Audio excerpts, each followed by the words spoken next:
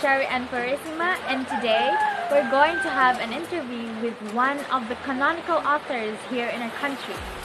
But of course, I'm not alone because I have a partner with me to help me investigate and know the author. Yes, hello. It's me, Christine. And since we are not allowed to conduct a face-to-face interview, we will just have a phone call interview. That's right, partner. The pandemic isn't over yet, so we should stay at home and wear face masks whenever or when we go out. Okay, so our interviewee for today is no other than Mr. Francisco Balagtas Baltasar. Hello, Mr. Baltasar. Hello, Cherry and Christine. Nice to meet you too.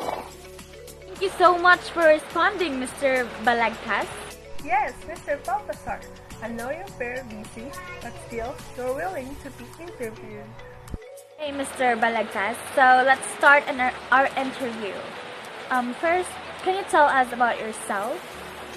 Okay, so my life as a poet, I learned to write poetry from Jose de la Cruz or Jose Ciccio, one of the most famous poets of Tondo in return for chicks.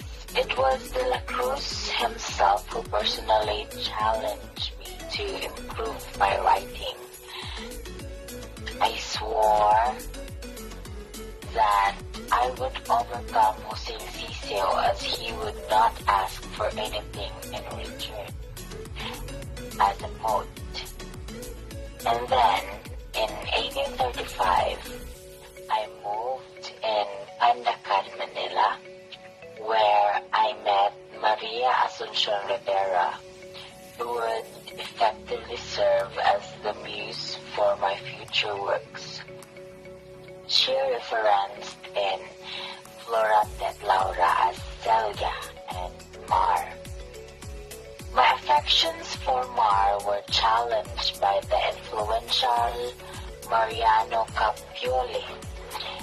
The latter won the battle for Mar when he used his wealth to get me imprisoned. It was here that I wrote Florante and Laura. In fact, the events of this poem were meant to parallel my own situation.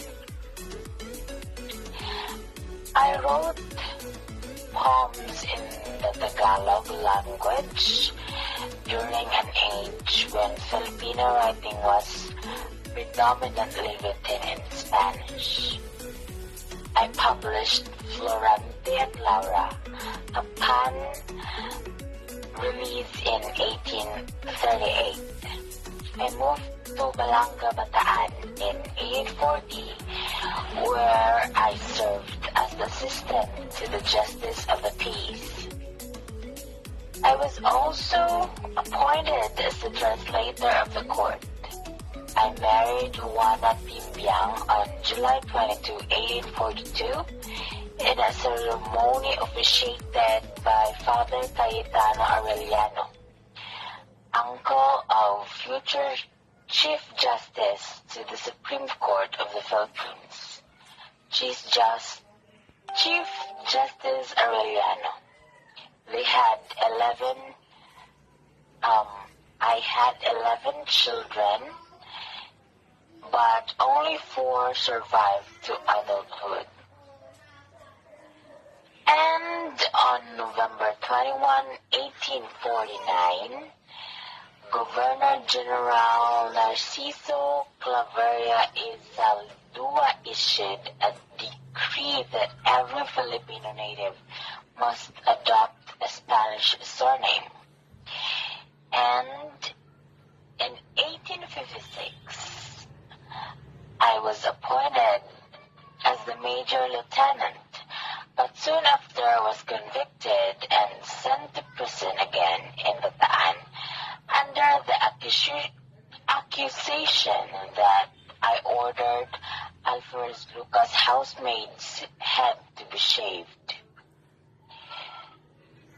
sold my land and all of my riches in order to be imprisoned in 1861 and continued writing poetry.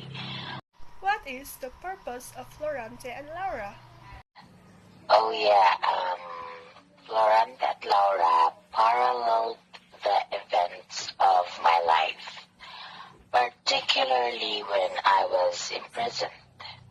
While the poem is romantic on the surface, interpretations of my work suggest that I used allegory to convey Filipino suffering during the Spanish regime. Can you tell us about Florante and Laura? Yeah, sure.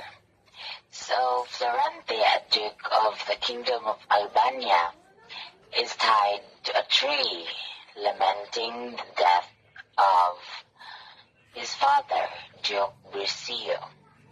He is driven mad by the thought that his beloved Princess Laura has fallen into the arms of his enemy, Count Adolfo, son of Count Celino. Nearby, two starving lions keep watching and try to attack Florante. Alright, thank you so much, Mr. Baldassar. We totally learned a lot from you, Mr. Balagtas. Yes. Thank you also, beautiful ladies. So that's all for today, beautiful creatures. I hope you learned something. Yes, and keep safe, everyone. Bye-bye.